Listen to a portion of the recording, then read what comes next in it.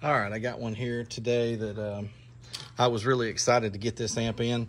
I haven't ever messed with a Skar amp. I have played around with a couple of their cheaper 12s and some of their mid-range speakers. But I've never messed with one of their amps. I kind of like their amps. I like the look of them.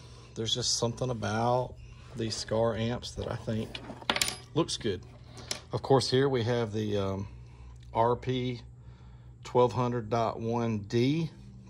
This is a monoblock Class D amp for subwoofers. So since we're on this end here, let's talk about this. These are 4 gauge power and ground. It looks to be about a 10 or 12 gauge on the remote. I do wish they would have separated the power and ground, put the remote in the middle. I could have gotten my adapters in there had they done it that way.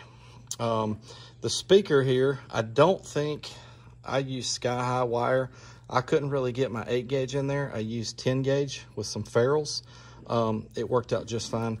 And while we're here talking about it, I will say this. If I have one thing about this amp that really irked me, it was that this Allen key, I don't know if it's the Allen key or the set screws, but on some of these speakers, that Allen key just barely goes in there.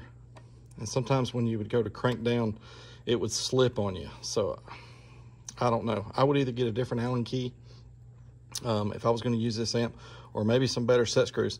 Over here, I didn't have any issues, so I don't know what's up with that. But anyhow, I love the classic look of this amp. Let's check out the other side here. All right, so on this side, you have protect and power.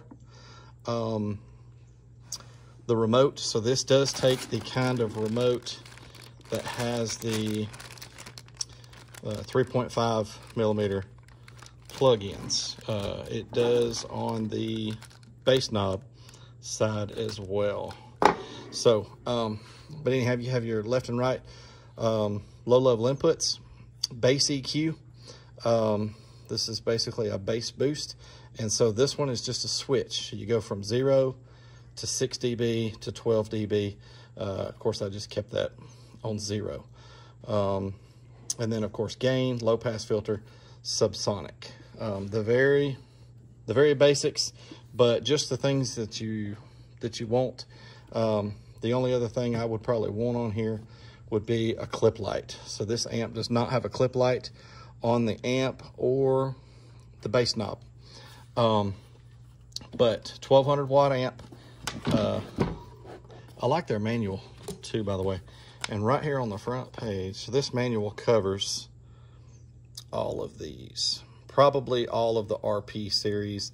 I didn't really check that out, but I do like right here on the front page is the specs. Let's see, we've got the 1200. So here we go. And this is RMS, 4 ohms, 500 watts. RMS at 2 ohms, 800 watts. RMS at 1 ohm, 1200 watts.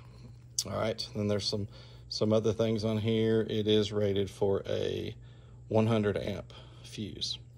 Okay, but I like their the layout of their manual is nice. So I really like that.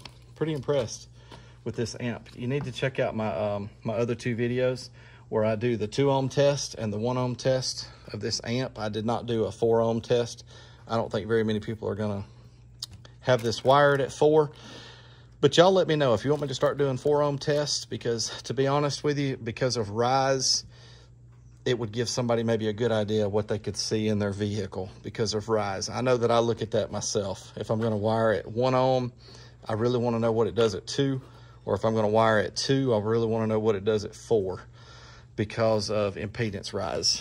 But anyhow, I really like this amp a lot. I will tell you this, it did good in the tests. So for sure, check out those other two videos. All right, let me say this too. This box, they package their amps really well. There are 2 other boxes inside this box. And counting the Amazon box that I received it in, this amp was inside of 4 boxes. So very well packaged, very protected. Again, I like the Skar. If these videos do well on this amp, I may check out some of their other amps. I'm kind of interested in seeing what that 800 does. And let's see. I'd kind of like to see what this 800 does, and I'd kind of like to see what this little 350 does. But anyhow, we shall see. All right. Thanks so much for watching.